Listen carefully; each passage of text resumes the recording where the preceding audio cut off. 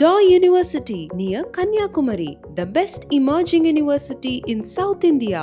NLC பங்குகளை விற்கக்கூடிய முடிவை மறுபரிசீலனை செய்யணும்னு முதல்வர் விஜய் பிரதமருக்கு கடிதம் எழுதியிருக்கிறதா ஒரு முக்கிய செய்தியை பார்க்கிறோம்.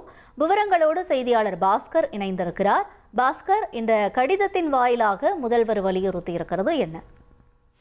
நெய்வேலி பழுப்பு நிலக்கரி நிறுவனத்துல இந்திய அரசினுடைய பங்குகளை விற்பனை செய்ய முடிவு செய்திருக்கிறது. இதன் காரணமாகத்தான் தமிழக முதலமைச்சர் விஜய் அவர்கள் பாரத பிரதமருக்கு கடிதம் எழுதி நெய்வேலி பழுப்பு நிலக்கரி நிறுவனத்துல இந்திய அரசுடைய பங்குகளை விற்பனை செய்யக்கூடாது என்பதுதான் கடிதத்தில் வலியுறுத்தியிருக்கிறார்.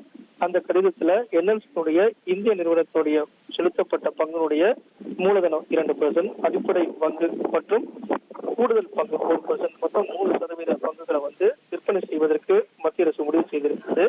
இதை மறுபரிசீலனை செய்ய வேண்டும் அப்படிங்கிறத தமிழக முதலமைச்சர் விஜய் அவர்கள் குறிப்பிட்டிருக்காரு. என்எல்சி இந்திய நிறுவனத்துல இந்திய அரசினுடைய பங்குகளை மேலும் குறைக்கக்கூடிய எந்த ஒரு நடவடிக்கையும் முடிவுகளையும் மேற்கொள்ளக்கூடாது. தமிழக அரசின் சார்பாக ஆட்சேபனையை நாங்கள் தெரிவிச்சுக்கிறோம். அதே நேரத்துல என்எல்சியினுடைய இந்திய நிறுவனத்தினுடைய தனது தோற்றம், வளர்ச்சி, தொடர்ச்சியான செயல்பாடுகளை எல்லாம் தமிழ்நாட்டுடைய 2 கலந்திருக்கிறது. இதன் காரணமாக தமிழ்நாட்டுடைய முக்கியத்துவம் வாய்ந்த இந்த பிரச்சனையில பாரத பிரதமர் தலையிட்டு தீர்வு காணப்பட வேண்டும்.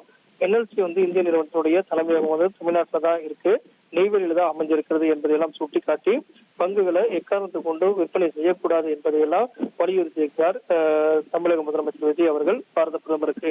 இதன் மூலமாக மத்திய அரசு என்ன முடிவு எடுக்கிறது என்ற அடிப்படையில் தான் தமிழக அரசினுடைய அடுத்த கட்ட நடவடிக்கைகள் எல்லாம் அமைய உள்ளது. மறுபரிசீலனை செய்யப்பட வேண்டும் என்ற கோரிக்கையும் முன்வைத்து இந்த கடிதத்தில் குறிப்பிட்டிருக்கார். தமிழக அரசுடைய எண்ணங்களையும் கொள்கை ரீதியான ஆட்சேபனைகளையும் இந்திய அரசு உரிய முறையில பரிசீலிக்க வேண்டும் அப்படிங்கிறத நாங்க நம்புறோம் அப்படிங்கிறதையும் தமிழக முதலமைச்சர் விஜய் அவர்கள் இந்த கடிதத்தின் வாயிலாக குறிப்பிட்டிருக்கிறார்.